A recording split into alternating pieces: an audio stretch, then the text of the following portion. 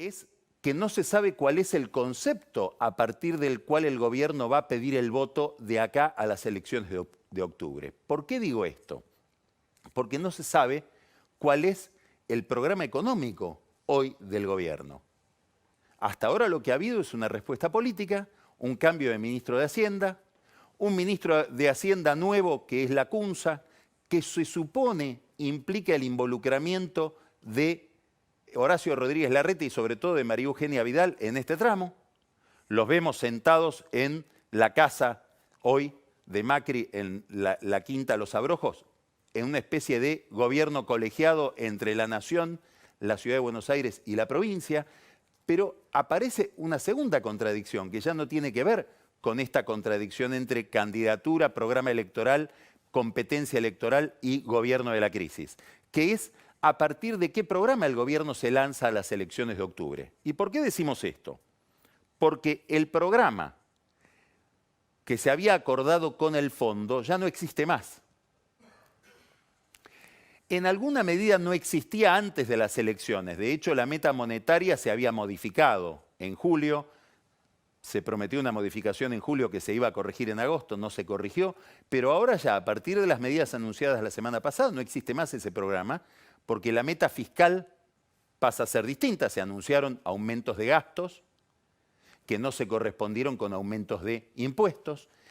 Además, se anunciaron rebajas de impuestos, es decir, baja en el impuesto a las ganancias y una rebaja en el IVA. Son dos impuestos coparticipables, con lo cual Macri abre un conflicto que ya está declarado con los gobernadores, que dicen no queremos ceder esos ingresos. Vamos a ver después el significado que tiene esto para Alberto Fernández y su esquema de poder.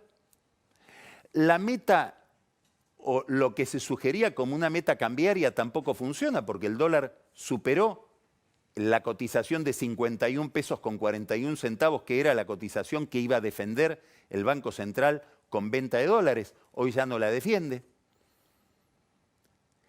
Y además hay un conjunto de medidas que no fueron acordadas con el fondo. Y acá hay un signo de interrogación muy importante que lo está mirando, y creo que lo va a mirar cada vez con más atención el mercado, que es hasta dónde la política que está llevando a cabo Macri en materia económica tiene hoy el aval del Fondo Monetario.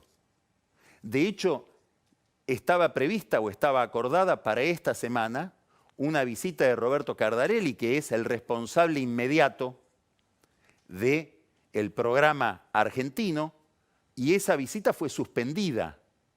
Habrá que ver si viene la semana que viene. Todavía no se sabe si va a haber una visita de funcionarios del Fondo Monetario a la Argentina. Ni siquiera han decidido desde Washington mandar funcionarios oficiales de nivel inferior al de Cardarelli. ¿Por qué? Porque muy probablemente, y esto es una deducción, el Fondo Monetario Internacional pretende no tener a ningún funcionario de Washington aquí en Buenos Aires mientras están anunciando medidas que ellos no comparten, para que el mercado no entienda que con su presencia y su silencio están avalando un programa que ya no es el de ellos.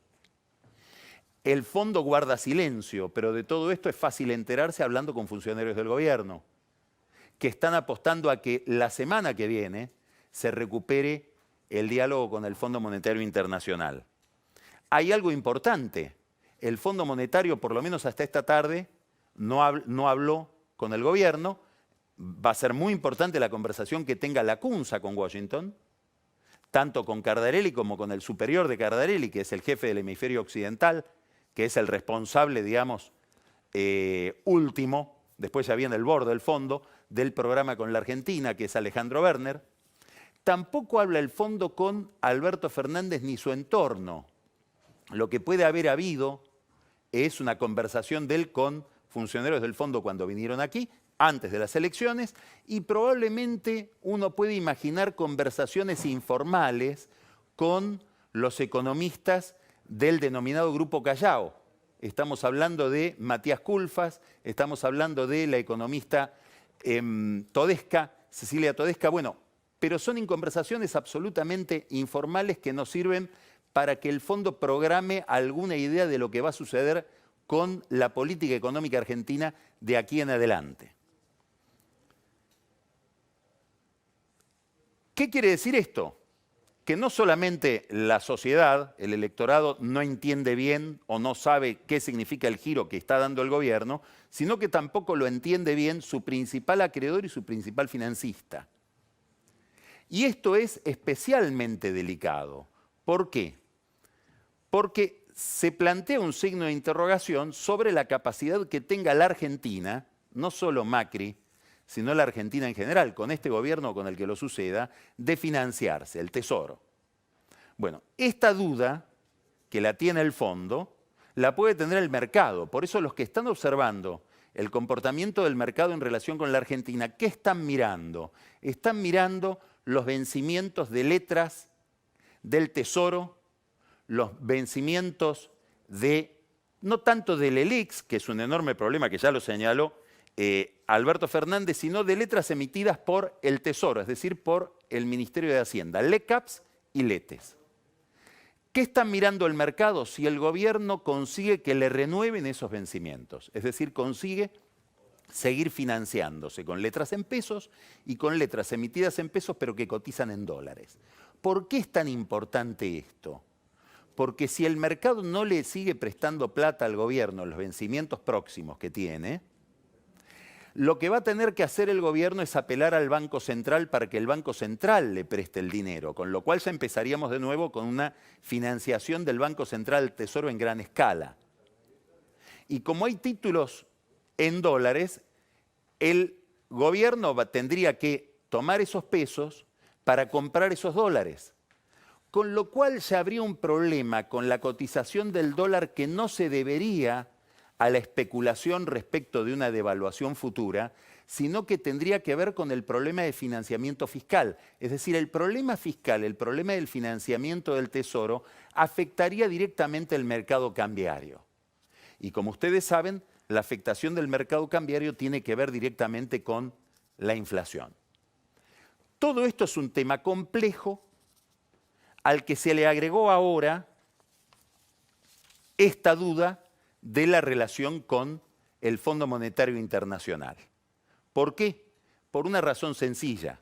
Si la Argentina está ya de facto fuera del programa con el fondo, lo que se va a poner en duda son los desembolsos que tiene que hacer el Fondo Monetario Internacional como parte del programa de financiamiento. Y esos desembolsos son dos importantes. El más importante es de fines de septiembre, 5.400 millones de dólares. Y otro en diciembre de 1.000 millones de dólares. Bueno, lo que estamos diciendo es que no solamente está en discusión cuál va a ser el programa de Macri de ahora en adelante, una vez que se puso fuera del programa con el fondo, sino cuál va a ser el financiamiento de ese programa, porque el fondo no le va a girar el dinero a ciegas. Todo esto hay que mirarlo también con ojos de Washington, porque estamos hablando del programa más importante que le haya dado el Fondo Monetario a un país probablemente en la historia, y un Fondo Monetario que está en transición. Porque Christine Lagarde, muchos dicen muy oportunamente, ya conquistó la presidencia del Banco Europeo, pero de la que se va a hacer cargo en noviembre, y todavía no se sabe quién va a ser su sucesor o sucesora como director titular de ese organismo que está tan comprometido con la peripecia argentina en términos financieros. Hay que recordar un dato que no está siempre a la vista, pero que es muy importante. El Fondo Monetario Internacional tiene una oficina de auditores.